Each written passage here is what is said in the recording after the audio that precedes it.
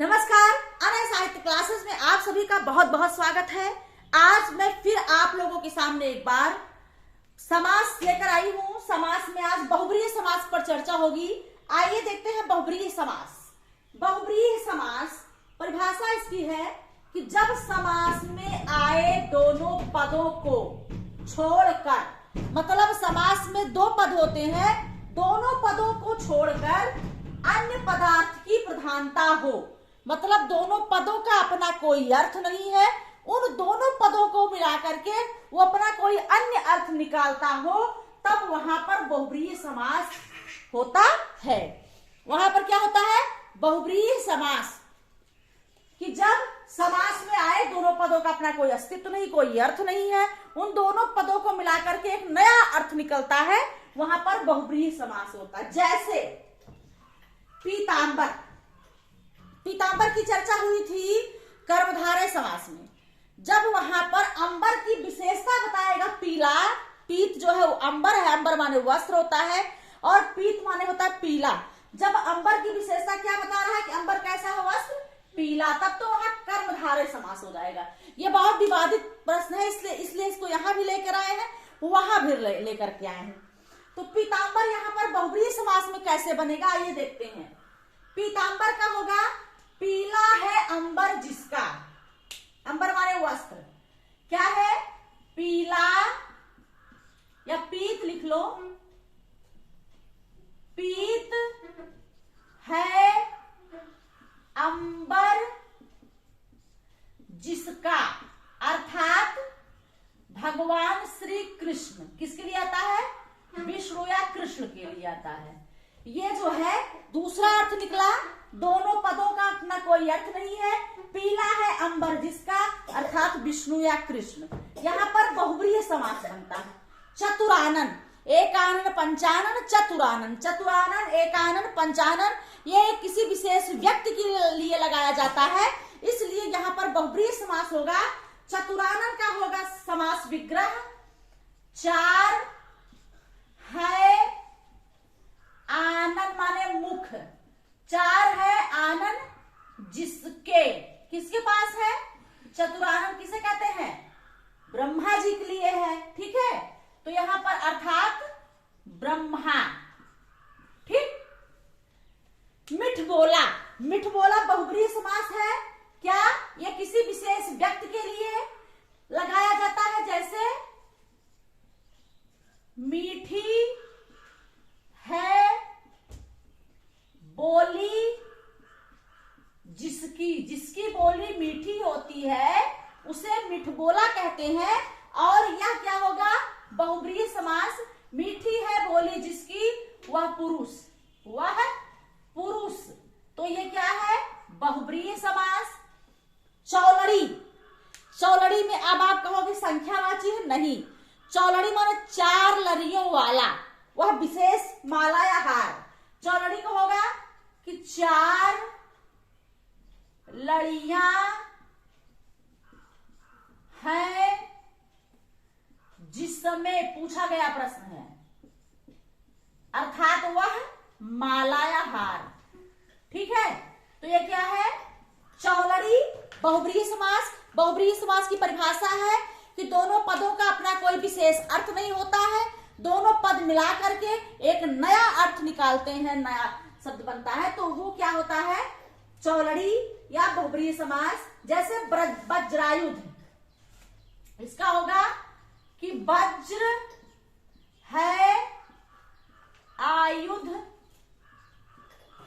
जिसका, वज्र है आयुध जिसका, वह व्यक्ति, वह पुरुष या व्यक्ति, ठीक। सहस्त्रकर, सहस्त्रकर, सहस्त्र माने 100 होता है, कर माने हाथ, जिसके पास सहस्त्रकर, सबके पास तो सहस्त्रकर होते नहीं है, वह किसी विशेष व्यक्ति के लिए होता है। तो क्या है? सहस्त्र है, सहस्त्र है कर जिसका, ठीक। आगे है 10 मुख, 10 मुख का क्या है? 10 है मुख जिसके, 10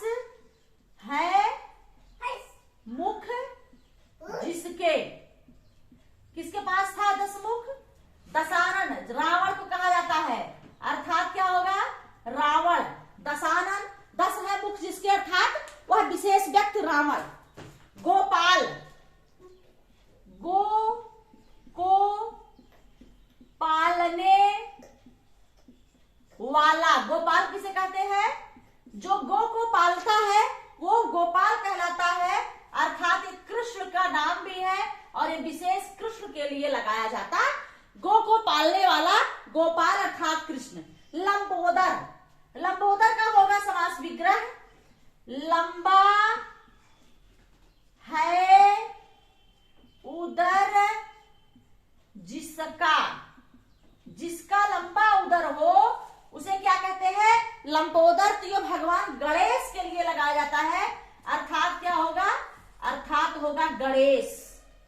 सूल पाड़ी, सूल है पाड़ी में जिसके, पाड़ी माने हाथ, सूल है पाड़ी में जिसके, सूल माने त्रिशूल, और भगवान शंकर के लिए लगाया जाता है। सूल है पाड़ी जिसके, क्या होगा इसका? सूल है पाड़ी में जिसके, अर्थात क्या होगा? शिव, अर्थात होंगे शिव। ठीक। बीड़ा पाड़ी, बीड़ा पाड़ी किसके लिए लगाया जाता है? सरस्वती के लिए। बीड़ा है पाड़ी में जिसके, क्या होगा इसका विग्रह? बीड़ा है पाड़ी में जिसके, क्या होगा? अर्थात क्या होगा? अर्थात सरस्वती।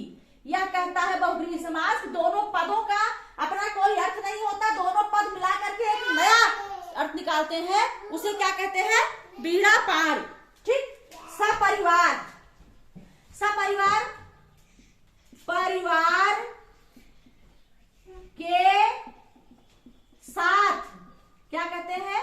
परिवार के साथ, अर्थात सपरिवार। आगे है मुक्का मुक्की, जहां पर ये द्विरुक्तियां बातें शब्द आते हैं, द्विरुक्ति वाले शब्द आते हैं, वहां पर बहुब्रीहि समास होता है। मुक्का मुक्की, डंडा डंडी, बाता बाती, लाठा लाठी। तो द्विरुक्तियां में जैसे मुक्का मुक्की मतलब मुक्का मुक्की से प्रहार। ठीक। बाता बाती, बातों बातों से प्रहार।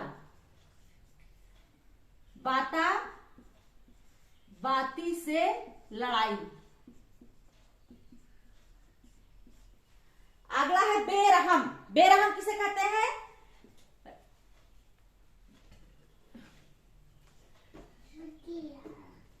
जिसमें